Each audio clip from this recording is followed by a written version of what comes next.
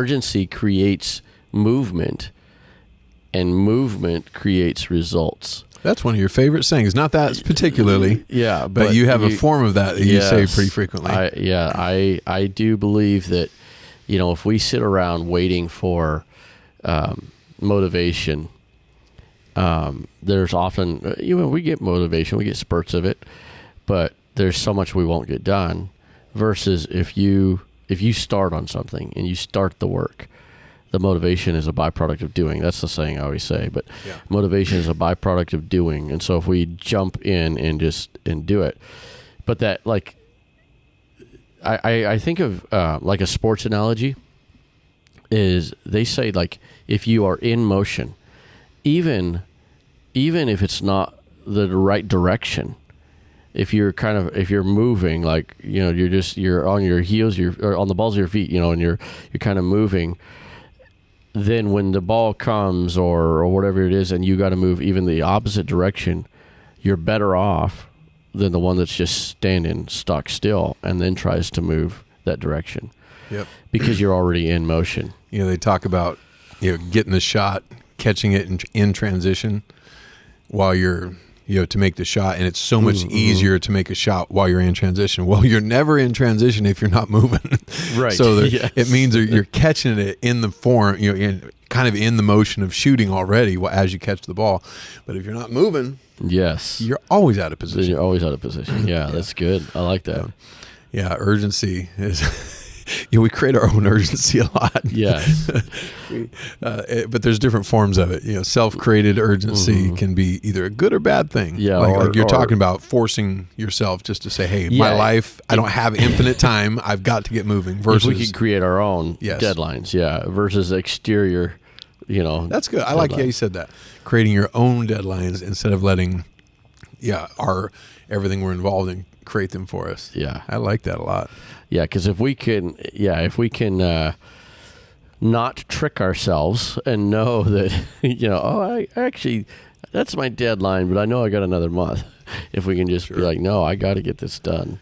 Yeah, almost every miracle that you read about in the Bible is somebody that's in motion, somebody that's doing something, somebody that is actively doing more than just sitting feeling sorry for themselves. Yes. It's very rare, the Corneliuses and the lady with the issue of blood. And all these people are in motion, actively seeking and difficult motion, a lot of it. I mean, like you think, like the woman with the issue of blood push into the crowds and everybody saying, who are you? Get out of here. Yep.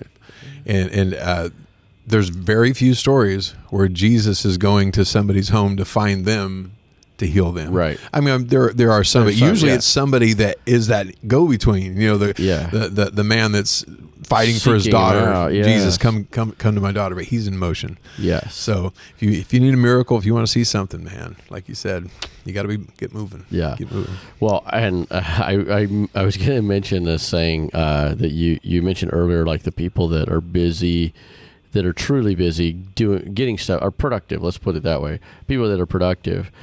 And then they get asked, and you and I both fall into this seat all the time, but they get asked to do more.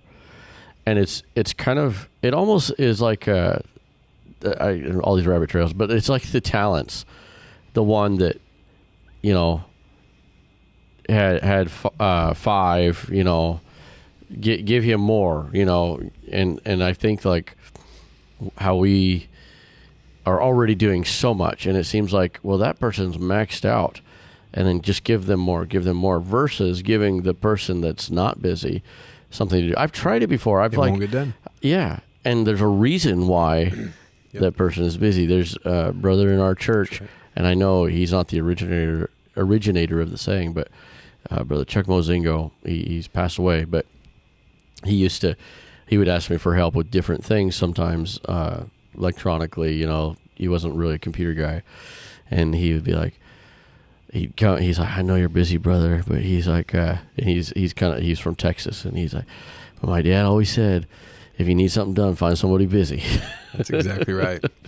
Can you even imagine if your pastor asked you to do something, or my pastor asked me to do something, just saying, no, I can't, I'm too busy. Oh, That's not even in our vocabulary. I mean, it's just not something that the bottom line is we're going to get it done. Yes. One way or the other.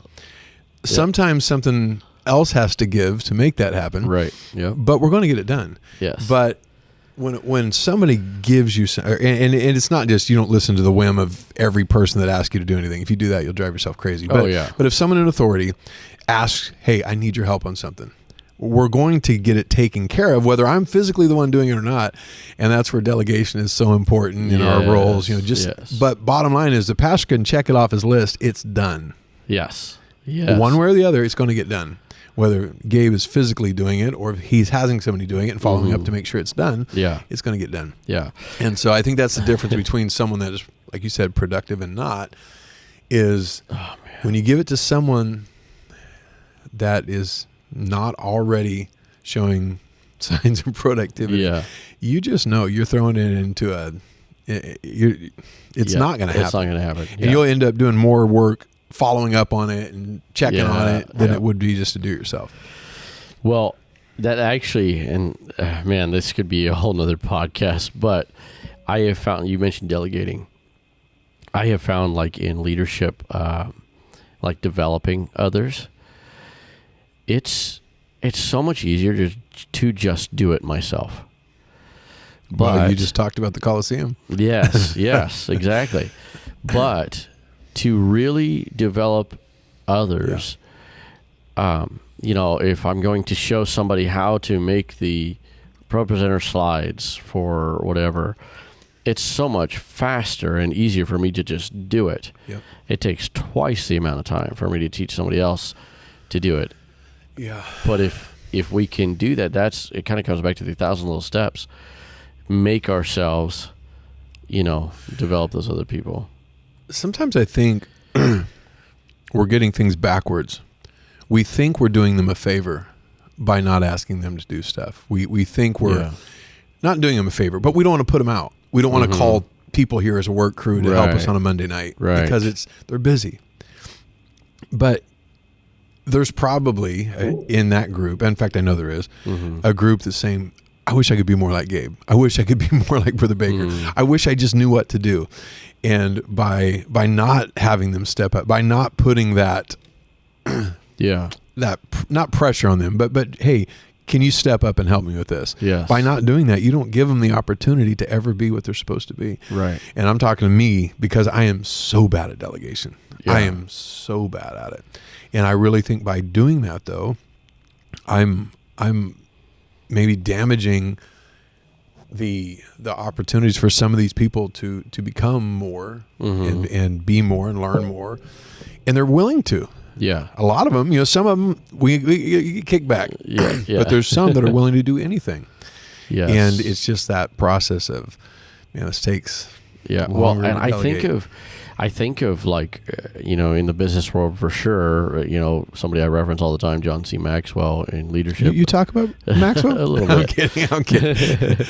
But also even in churches, like churches that produce a lot of preachers and different things, is sometimes coming all the way back to the beginning of this about sometimes it seems like it explodes onto the scene, but it's not. It's very purposeful, very intentional development that happens, and it's a little bit every day. It's little things.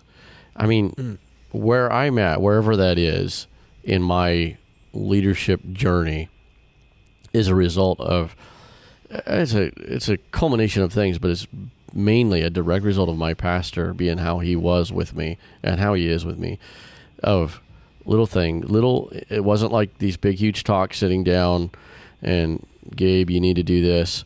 I mean, he did that, but it was really just the culmination of little things, example, and speaking into me.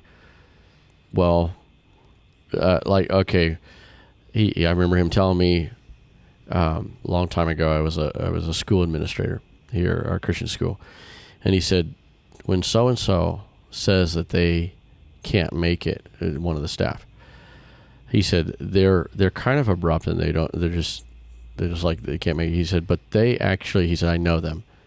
It means they can't. There's something that they just absolutely, they can't make it.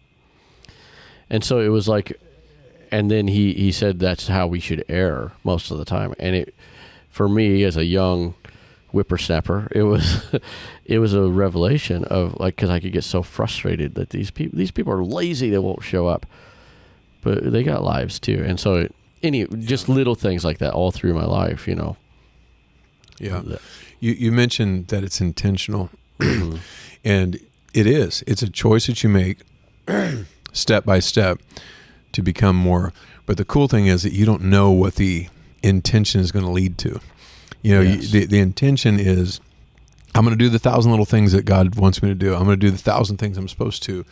But I don't know what that ultimate goal is. Like David, Yes. and the story of David and Goliath, that's the hero story. Right. David beating Goliath. Yeah. But it started when he was a little kid. He was a shepherd boy. Way before the spotlight. He's out on his own in the middle of this field, working with sheep and killing the lion and killing the bear. Yeah. He had no clue where that was leading. Yes. No idea. He did not have the intention, if I do this, I'm going to be king. Right. He had right. Yeah. Had no idea. idea. No clue. Yeah. But he did exactly what he was supposed to do at that moment. And that step led him to the next step. And it led him to his brothers, and it led him to Saul, and it led him to eventually becoming king, because every step he just, I'm going to take care of this thing, not even knowing what the next thing is going to be. But it'll end up being just this incredible story that we're telling thousands of years, you know. Because this is what we do. This is what he did. Yeah. It's like, this is what I do every day. So you don't know where your children's ministry is going to end up. You don't know where your Sunday school is going to end up. But if you do the step by step, this is what I'm supposed to do, and I'm going to do it with everything that's in me every single day. Yes. There will be that boom moment when people are going to say, "Where did that come from?" Yes, exactly. And this is like the story of, you know, Jesus and the wedding in the Cana. You know, that everybody's saying, "Wow, where did this miracle come from?" And the Bible says the servants that drew the water knew. They're the ones. We know what happened. Yeah. And so that person, when you do that step by step for that many years, and you look back, and the big moment happens. Yeah. You look back and say, "I can tell you where it happened." Yeah. It was Culmination years ago. Yeah. Yeah, step by step. Yeah, and I have learned in my old age. Don't say that. I'm feeling old every day. I have learned, though, that more and more to take joy in the doing. To take joy in, I love seeing the finished product. I do. But to, you know, and I don't, I guess, mean this example literally, but just for the sake of example, to enjoy cleaning the toilet, to enjoy the doing. It's not necessarily about how shiny that toilet is when I get done. I want it to be shiny. And it's not so much that somebody walks in and says, "Wow, what a shiny toilet." It's the joy of, I am doing what I should, and I'm being consistent, and I'm doing it every single time. That's really good. I love that. Enjoy the doing. Enjoy the process. Yeah, enjoy the process. Yeah, enjoy doing the work of God. I love that. That's such a just powerful thing. If we could all really feel that every time we're involved. That enjoyment. Yeah.